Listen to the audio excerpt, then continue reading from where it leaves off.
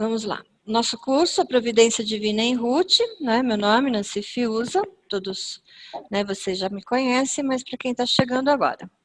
A aula de hoje é a nossa aula número 7, e nós vamos falar sobre soberania e responsabilidade humana.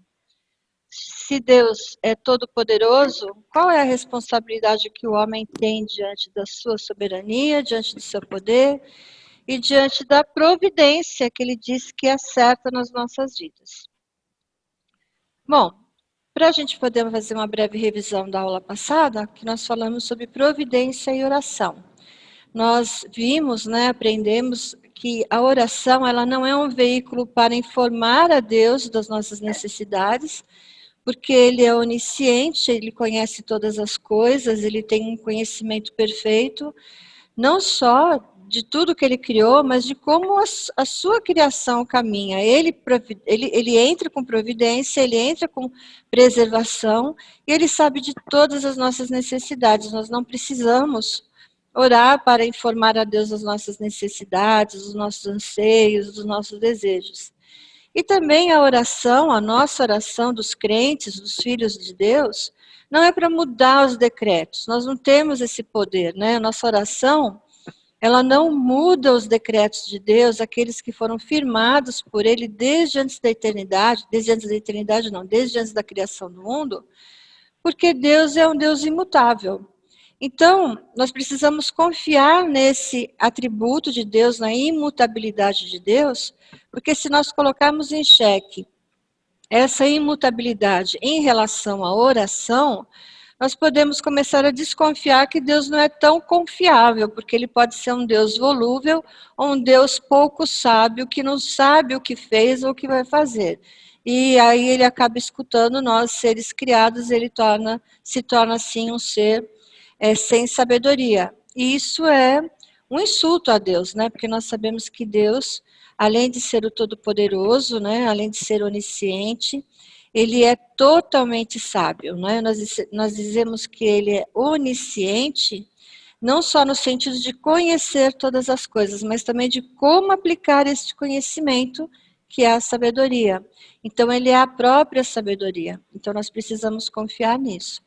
Mas, por outro lado, nós aprendemos que orar é realmente necessário, ela é requerida do crente, ela é necessária para a vida do crente, e porque muitas vezes, além de todas as outras finalidades que a oração tem para o discípulo de Jesus, a oração também é tanto um meio quanto a causa da providência de Deus na vida não só dos filhos de Deus, daqueles salvos, como também para o restante da humanidade, para toda a criação. Então, a oração do crente, nós aprendemos que ela é poderosa, sim.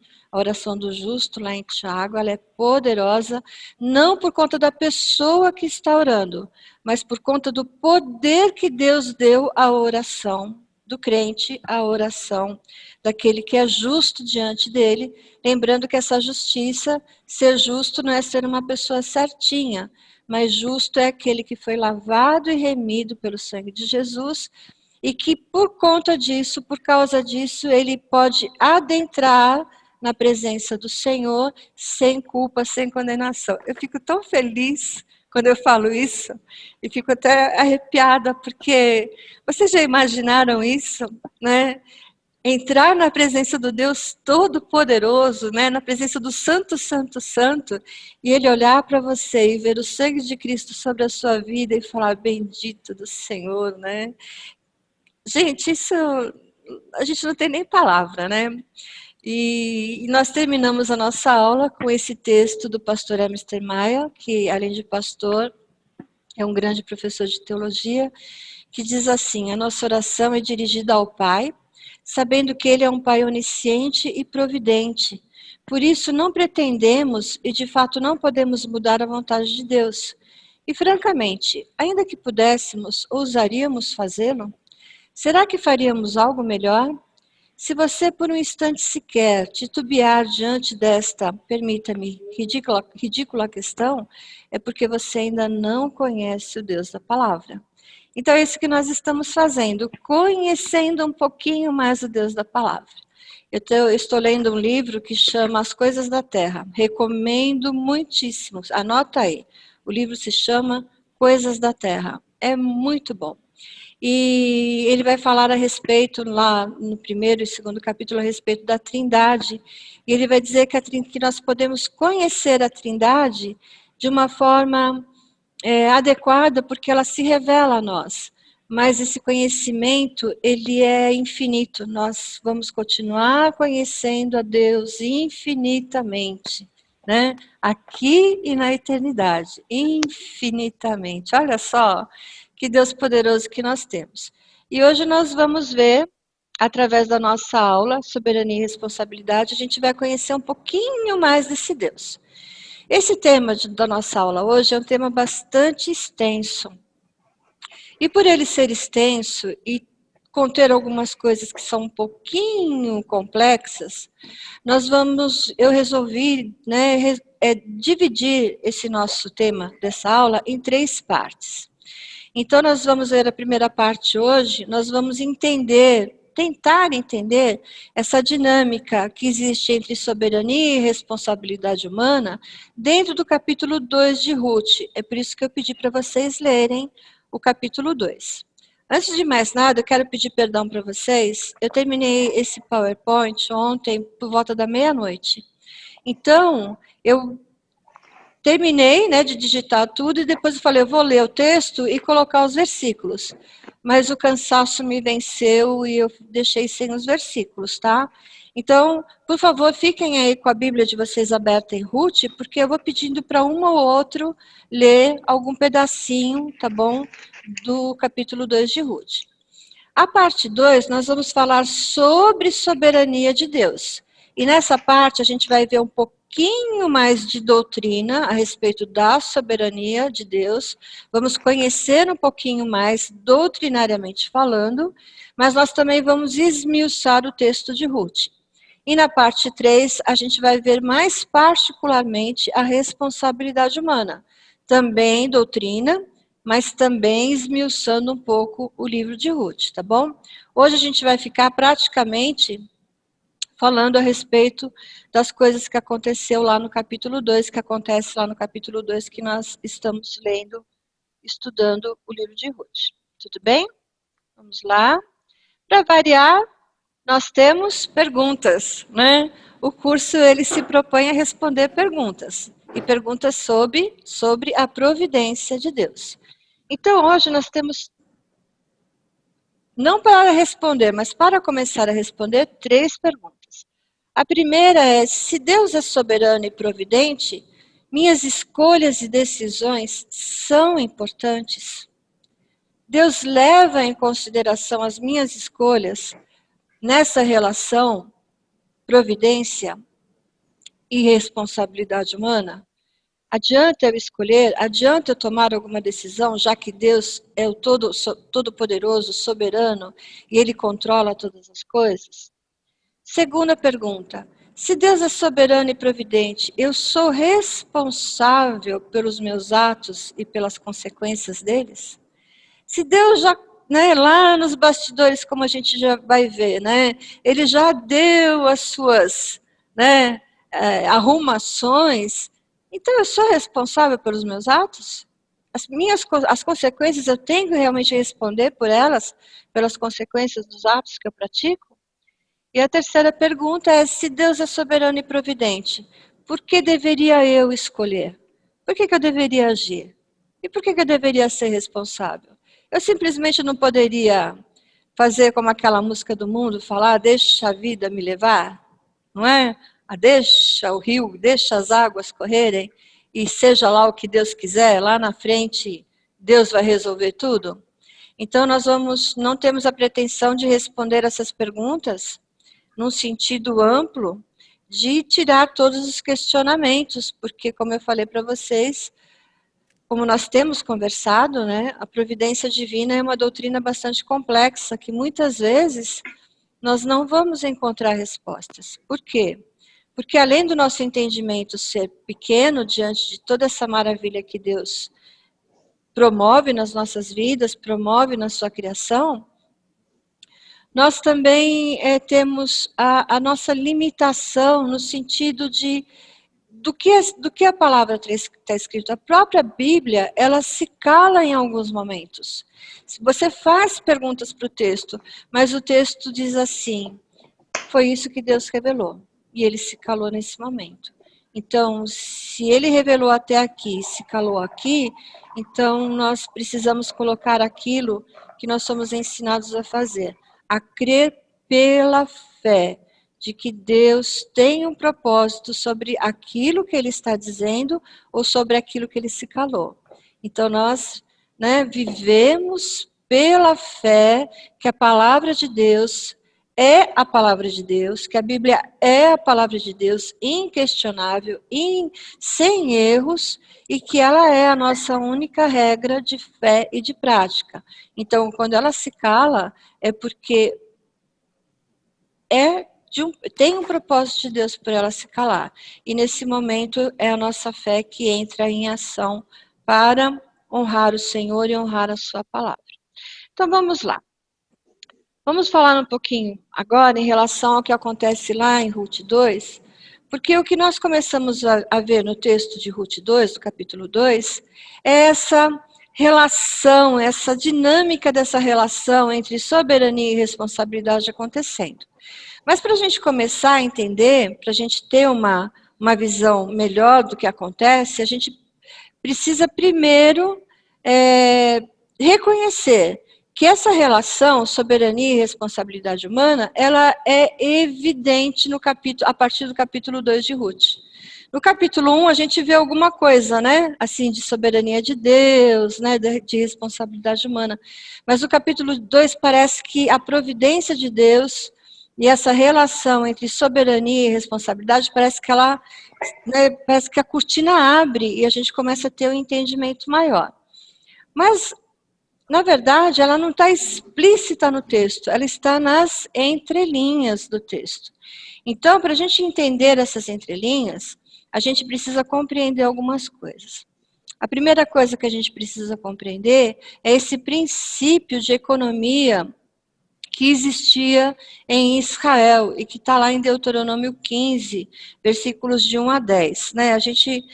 O nosso tempo é um tempo curto, não vai dar para a gente ler todos os textos, mas Deuteronômio 15, de 1 a 10, eu vou ler aqui para vocês, diz assim: no final de cada 7 anos, as dívidas deverão ser canceladas.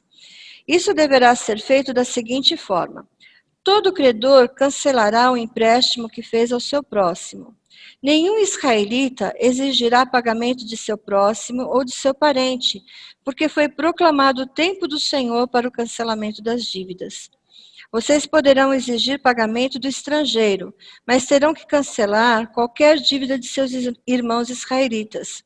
Assim, não deverá haver pobre algum no meio de vocês, pois na terra que o Senhor, o seu Deus, lhe está dando como herança, para que dela tomem posse, ele os abençoará ricamente, contanto que obedeçam em tudo ao Senhor, o seu Deus, e ponham em prática toda esta lei que hoje lhe estou dando. Pois o Senhor, o seu Deus, os abençoará conforme prometeu, e vocês emprestarão a muitas nações, mas nenhuma tomarão emprestado. Vocês dominarão muitas nações, mas por nenhuma serão dominados. Se houver algum israelita pobre em qualquer das cidades da terra que o Senhor, seu Deus, lhes está dando, não endureçam o coração, nem fechem a mão para com seu irmão pobre. Ao contrário, tenham mão aberta e emprestem-lhe liberalmente o que lhe precisar. Cuidado, que nenhum de vocês alimente esse pensamento ímpio. O 7º ano, o ano do cancelamento das dívidas, está se aproximando, e não quero ajudar o meu irmão pobre. Ele poderá apelar para o Senhor contra você, e você será culpado desse pecado. Dê-lhe generosamente e sem relutância no coração, pois por isso o Senhor, o seu Deus, o abençoará em todo o seu trabalho e em tudo que você fizer. Eu vou ler também o versículo 11. Sempre haverá pobres na terra.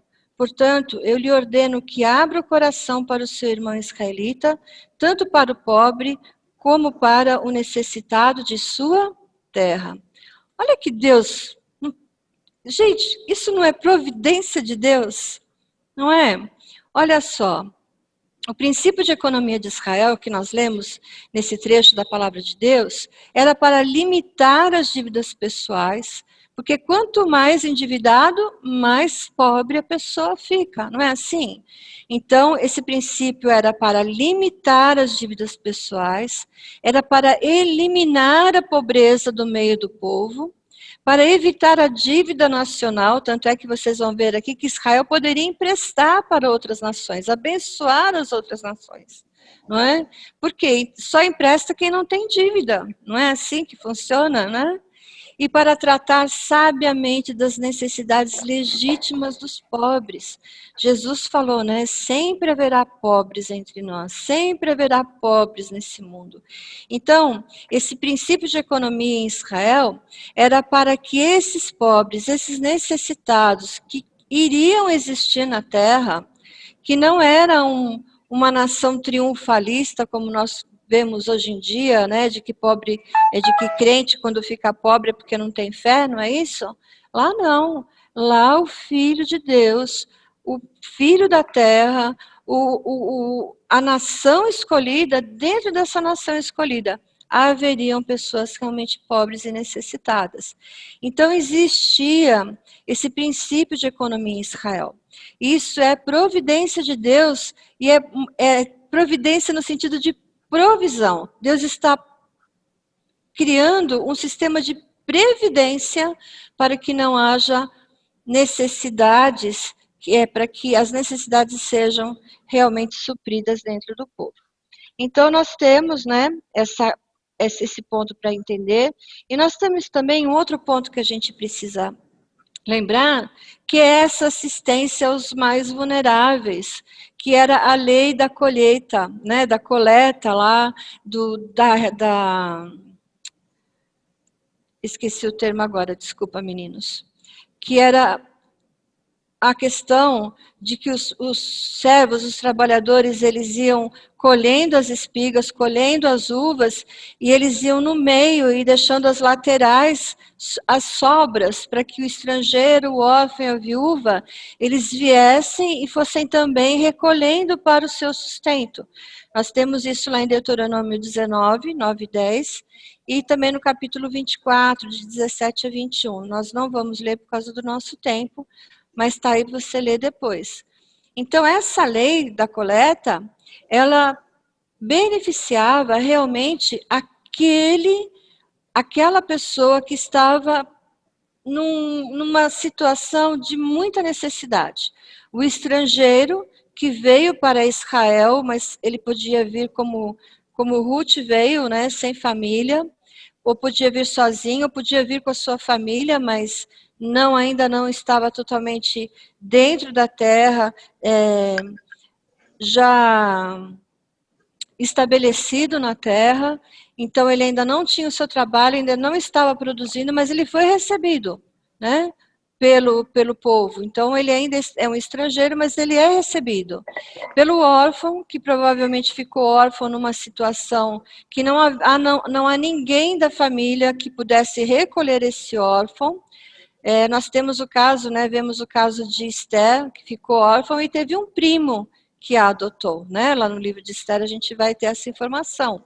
Mas haviam órfãos que não tinham resgatadores e que eles viviam dependentes da bondade da comunidade. E também a viúva, a própria Noemi, a gente vê essa situação de Noemi, que ela fica viúva, mas sem nenhum descendente, sem nenhum homem que pudesse auxiliá-la atendê-la nas suas necessidades. Então, essa lei da colheita, ela existia para o quê? Para atender os pobres, mas realmente os pobres, um minutinho só, os pobres que realmente necessitavam de ajuda. Porque há dois tipos de pobres, né?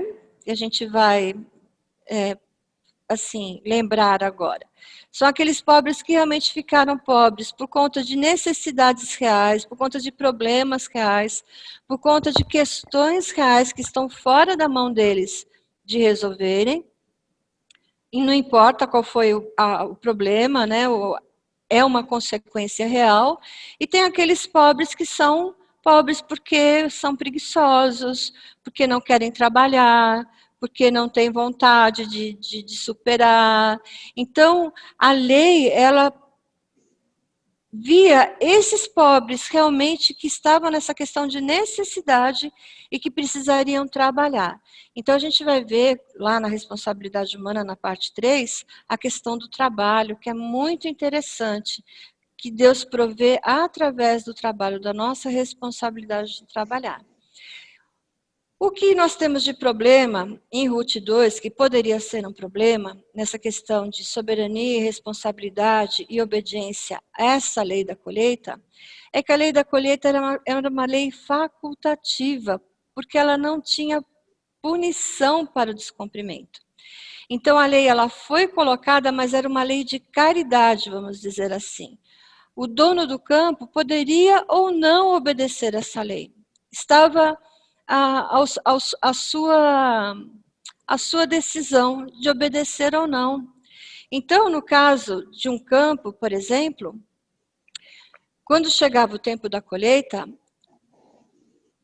os donos dos campos começavam a identificar quem da sua família estava necessitado e abrir o campo para essas famílias, para essas pessoas da família.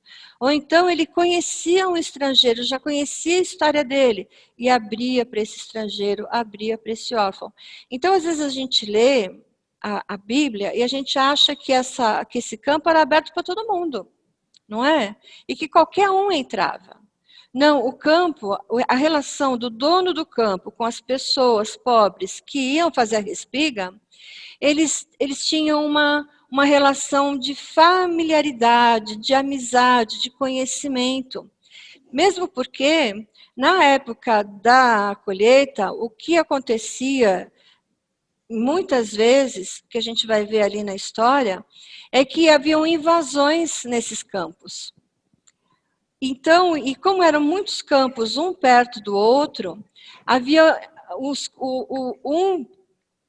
um pobre necessitado que estava num campo, que era de uma determinada família ou de um determinado conhecimento, invadia o campo do outro e causava briga entre os donos dos campos de agricultura ali. Então, era uma lei facultativa, nem todos os donos do campo obedeciam essa lei da respiga, essa lei da coleta. E é isso que é muito interessante a gente conhecer, porque Boaz, ele é um dono de campo, né? De um campo bastante frutífero, né? A gente vê lá que ele era abençoado por o Senhor. E a gente começa a entender, depois dessa questão, né, de onde Ruth vai arrumar trabalho, como que ela vai arrumar trabalho, por que ela foi para um campo, por que ela foi procurar para um campo? Porque ela já estava orientada a respeito disso, de onde buscar sustento. Lembra que o final do capítulo 1 termina assim, e era o tempo da coleta da cevada? Não é assim que termina o capítulo 1? Que ela chega no tempo da colheita da cevada? Então, ele já sabe que é uma provisão de trabalho. E Ruth, o que ela faz? Ela provê para Noemi. Ela é instrumento, né? Ela é um elemento secundário da providência de Deus, porque ela vai prover para Noemi. Ela sai em busca do sustento, né? Ela entende que é responsabilidade dela agora sustentar não somente a ela, mas também sustentar a sua sogra, sustentar a sua família. Ela tomou como responsabilidade dela ser o quê? O provedor da sua casa. Então ela sai e vai em busca do sustento. E ela encontra o campo, né? E o campo é né, agricultura, eu não sei quantos de vocês conhecem o trabalho de roça, né? Mas meu pai era trabalhador de roça. E antes dele vir para São Paulo, né? Meu pai já faleceu e eu sou raspa de tacho, eu e minha irmã, então a gente tem uma... Ele contava histórias assim de tipo, quando ele estava com sede, ele ia lá e abria uma melancia e matava a sede com a melancia que estava no campo, coisas bem interessantes. Mas ele dizia que era um trabalho muito pesado, que foi isso que fez com que ele viesse para São Paulo, saísse do interior de São Paulo e viesse para a capital. Então, é um trabalho muito pesado. E Ruth, ela não se importa. O texto vai dizer que ela chegou logo de manhã, pediu permissão para trabalhar e até aquele momento que Boaz chega, ela estava trabalhando, trabalhando, trabalhando. E ela trabalha diligentemente. Ela toma para ela essa responsabilidade e ela vai realmente, ela realmente entende que se ela não trabalhar diligentemente, se ela não mostrar que ela precisa trabalhar, porque ela é estrangeira e uma desconhecida ali, ela pode ser que ela não leve o sustento para casa. Então, Ruth foi generosa para com Noemi, indo trabalhar. Deixa eu só abaixar aqui para eu poder ler, senão eu não leio. Para indo trabalhar em favor das duas. Ela não tem muito o que oferecer, apenas sua capacidade física e vigor, mas ela vai gastar em prol das duas, mesmo que Noemi esteja travada na sua autocomiseração. Né? Noemi ainda está amargurada, Noemi ainda está mastigando aquela questão de ser vítima das mãos do Todo-Poderoso, e Ruth não. Ruth, ela diz para sua sogra, eu vou arrumar trabalho, eu vou buscar o sustento, e ela vai buscar o sustento, e o texto diz que ela realmente consegue isso. E Boaz, por sua vez, provê para Ruth e para Noemi. O capítulo 2 de Ruth, ele é muito interessante, porque ele começa apresentando Boaz, e a impressão que a gente tem é que Boaz caiu de paraquedas aí, não tem a impressão que Boaz caiu de paraquedas?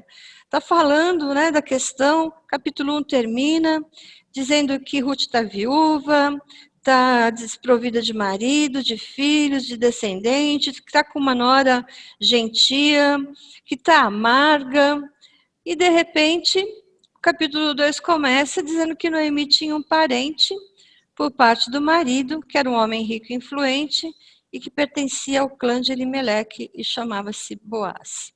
Então a impressão que dá é que Boaz está caindo de paraquedas nessa história. E a gente vai ver que não, que Boaz, ele é um... Gente, Boaz é assim, algo que a gente precisa parar um pouco e glorificar a Deus por esse personagem existir na Bíblia.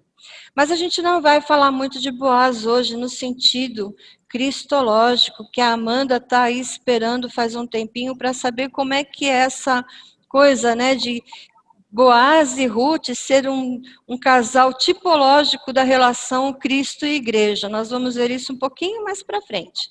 Hoje eu quero falar mais a respeito dessa decisão de Boaz prover para Ruth e para Noemi. Só um instantinho, gente. Vocês estão me ouvindo? Tá, tudo bem, porque aqui mudou de novo aqui esse... Bom, então, vamos lá. Primeiro, ele recebe a Ruth em seu campo. Boaz, ele está chegando no seu campo e ele pergunta ao capataz, está ali no versículo 5, a quem pertence aquela moça? Ele, de repente, ele vê uma pessoa desconhecida no seu campo. Lembra que eu falei que para receber no seu campo, através da lei da colheita, esse dono desse campo de agricultura, ele precisava ter uma relação familiar ou de conhecimento para permitir que aquela pessoa necessitada entrasse e fizesse a respiga? Então ele conhecia, o dono do campo conhecia as pessoas que fariam isso, que estariam lá para fazer essa coleta das sobras. E Boaz chega e pergunta de quem pertence essa moça. Ele é uma desconhecida para ele. E ele tem, ele é informado pelo capataz dele no versículo 6, que é aquela moabita. Então nós vemos que Ruth já é meio que conhecida em Belém, é aquela moabita que voltou com Ruth, com Noemi, desculpa, e que ela estava ali desde manhã, né, indo após os ceifeiros. Então Boaz, ele faz o quê? Ele se dirige a Ruth e fala, filha, fica aqui nesse campo. Ele recebe Ruth, ele dá autorização para Ruth, para que Ruth entre e fique no seu campo. Então aí a gente já está percebendo, né, como Boaz, ele é responsável, como Boaz, ele é um bom homem, porque além dele entender, né, que ele é chamado por Deus, como dono de um campo frutífero como o dele, a atender às necessidades, ele recebe no seu campo uma desconhecida. E isso a gente já começa a entender a graça atuando aí através da vida de Boaz. Ela não é da família, ela não tem uma familiaridade, não no sentido de ser de família conta de Elimeleque, mas não tem a familiaridade com Boaz, não é de conhecimento de Boaz a necessidade dela, por que ela está tendo a sua necessidade, mas ele a recebe por conta de ser a moabita que voltou com Noemi. Outra coisa, ele recebe Ruth como sua serva. Ele faz algo bem interessante. Ele tira Noemi, tira Ruth. A gente toda hora confunde, né? A gente vai falar de Ruth e acaba falando Noemi. Então vocês me perdoem, tá bom? Se eu falar errado e não corrigir, vocês me perdoem. Ele tira Ruth da condição de necessitada, de alguém que está marginalizada por causa da sua necessidade e traz para dentro do seu corpo de servos. Então, todo proprietário ele tinha responsabilidades com esses servos. Ele tinha, como que a palavra... Gente, é cansaço, tá? Me perdoem. Ele tinha alguns requisitos a cumprir em relação a esses servos, como salário, como provisão em alguns sentidos, prover esses servos de materiais necessários para a colheita. Então, o servo, ele estava num patamar superior daquele necessitado que estava fazendo a respiga. Então, Boaz, ele fez duas coisas impressionantes para um dono de um campo que não tinha a obrigação de cumprir a lei da coleta. Ele traz Noemi para dentro do campo, reconhecendo que ela pode, Ruth, que ela pode colher ali, fazer a respiga, mas ele faz algo a mais. Ele eleva a Ruth à posição de serva. E quando ele faz isso, ele vai um pouquinho mais além, porque quando ele chama a Ruth para a sua mesa, para comer junto com ele, coisas que naquela época era muito simbólico, diferente de nós hoje, que quando nós vamos, por exemplo, nós vamos num shopping, né? Senta todo mundo junto ali, pertinho um do outro, e cada um fica ouvindo só a conversa, não é assim? Não é? Trazer alguém para a sua mesa, naquela época, significava assim, estou trazendo você para dentro da minha casa, estou trazendo você para a minha família. Então, olha só o que Boaz está fazendo com uma estrangeira, com uma gentia. Permitiu que ela se alimentasse do seu campo, que ela fosse elevada à posição de sua serva, e agora, fazendo com que ela divida a sua comida, está trazendo Ruth para a posição de alguém da sua família. Boaz, ele vai além das exigências da lei. Boaz faz mais do que é esperado pela lei da caridade de Israel. Boaz, ele age com graça para Ruth e Noemi, provendo as duas, não só de trabalho, mas de alimento. Você vai ver que o que sobrou, né, da sua refeição, Ruth leva para a sua sogra. E Ruth vai levar aí um saco de alimento de cereal, mais ou menos de 35 quilos, que é comida suficiente para várias semanas para as duas. Então, Boaz, ele provê de uma forma muito graciosa para Ruth e Noemi. E é a partir desse ponto que nós começamos a enxergar a como Deus é gracioso e como Deus é providente através da vida de Boaz. Aí tem um texto de Lux e Brito, que é do livro Sob Suas Asas, que diz assim: evidentemente, ao fazer essas coisas, Boaz é uma figura do rei e marido que Israel precisa, aquele que dará gratuitamente comida e água para o povo sob seus cuidados. Ele está fazendo tudo para atender às necessidades de Ruth, mostrando o tipo de homem que é. Ele eleva a posição dos humildes e dos párias. Ele inclui o estrangeiro em sua própria casa. Quem que nós lembramos?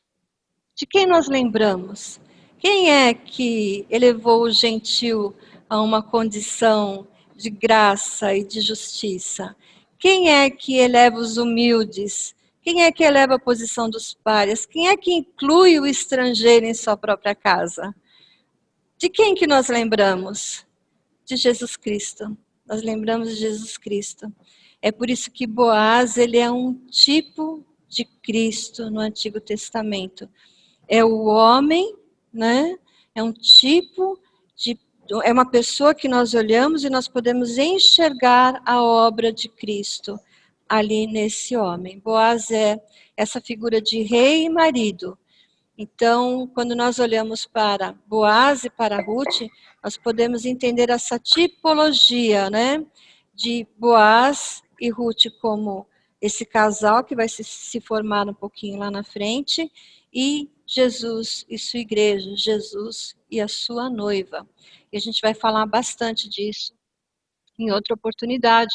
Mas nós já estamos enxergando, nós já estamos vislumbrando essa coisa maravilhosa de entender a obra de Jesus Cristo, o Evangelho de Jesus Cristo dentro de Ruth, a história da redenção dentro do livro de Ruth. E por trás dos bastidores, né? Aí nós saímos um pouquinho da responsabilidade humana e nós vamos começar a falar, e é só um gostinho hoje, sobre a soberania de Deus. Emílio Garofalo fala no seu livro Os Campos do Senhor, diz que a soberania de Deus se mostra tanto preparando como guiando a situação. Enquanto Ruth está suando, pensando, dobrando os joelhos e enrijecendo as costas, há coisas acontecendo que ela nem imagina. Que maravilhoso isso, né? Ruth está lá trabalhando, ela não sabe de quem é aquele campo, ela não conhece o proprietário, ela nem imagina o que Deus vai fazer na vida dela por ela ter encontrado casualmente aquele campo onde ela está trabalhando. E mais uma vez, né? Será que há, né, casualidade? E nós, por vezes, nós vivemos esses dilemas da vida, né, que estão ligados entre esperar ou agir, entre o que Deus vai fazer porque Ele é soberano e como nós vamos agir. Então, nós precisamos entender que nós somos chamados à responsabilidade independente da soberania de Deus. A gente tem aí no nosso dia a dia, trouxe alguns exemplos ali do que o Emílio traz no seu livro, das perguntas que ele faz, e ele pergunta assim: o que você faz quando alguém está doente? Você ora ou você dá remédio? Né, Amanda, quando um dos seus filhos lá está com 39 de febre, o que você faz? Você fica do lado dele orando, pedindo a Deus para baixar a febre? Ou você vai lá e dá uma dipirona para baixar essa febre e leva ele no médico para ver o que está acontecendo? Eu dou a dipirona e levo no médico. Não é? E mais, ora junto, não é Ora, assim? sim, Não mas é? você quer a prática junto, né? Não é? E você, o Luiz só faz um sinal assim, não sei se o Luiz está com o áudio dele. Mas e quando você está com fome, Luiz? Você que está sozinho aí. Você vai para o fogão, vai buscar alguma coisa na geladeira ou você fica sentado no sofá esperando que Deus alimente espiritualmente a sua fome? Vou ter que ir atrás de comer geladeira e por aí. Não é? Boa. Olha, E aí se não fizer isso. o estômago não perdoa, não é assim? E quando, Verdade. né, Maria Helena, quando a chuva está demorando a cair nesses dias de estiagem, você tem lá o seu jardim bonito, né, suas flores, e você vê que elas começam a murchar. Você senta do lado lá na cadeira do seu jardim e começa a orar pedindo chuva, ou você pega a mangueira e um regador e vai lá dar água para as plantinhas? Não é? Vai para a luta, Vai para a entendeu? luta, não é? Vamos sair do comodismo e vamos enfrentar, né? Exatamente. Então a gente precisa fazer essa reflexão todos os dias. Deus é soberano? É. Ele tem o controle de todas as coisas? Tem. Ele vai agir conforme a vontade dele, conforme aquilo que ele decretou? Vai. Mas nós precisamos tanto agir quanto orar. Nós precisamos tanto agir quanto depender dessa soberania de Deus. Então, a gente vê claramente no capítulo 2 de Ruth, que Ruth saiu para a luta. Já pensou se ela... Ai, sogra, eu também... As duas entram naquela coisa do vitimismo? Uma de cada lado, uma chora e outra murmura? E, de repente, vai lá e alguém passa, ai, coitadinha das duas, estão passando fome. Não! Gente, sou nova, sou forte, seja o que Deus quiser. Estou aqui, vim para cá, vou buscar emprego, vou buscar alimento, eu vou ser a provedora dessa casa. Então, Ruth, ela entendeu que ela precisava ter uma atitude e ela era responsável por essa atitude, independente de estar debaixo das asas daquele Deus que ela estava começando a conhecer de uma forma prática. E Boaz também fez a mesma coisa. Ele entendeu que era a responsabilidade dele, como dono de um campo, ser o provedor daquelas pessoas necessitadas, e ele era responsável por obedecer à lei da coleta.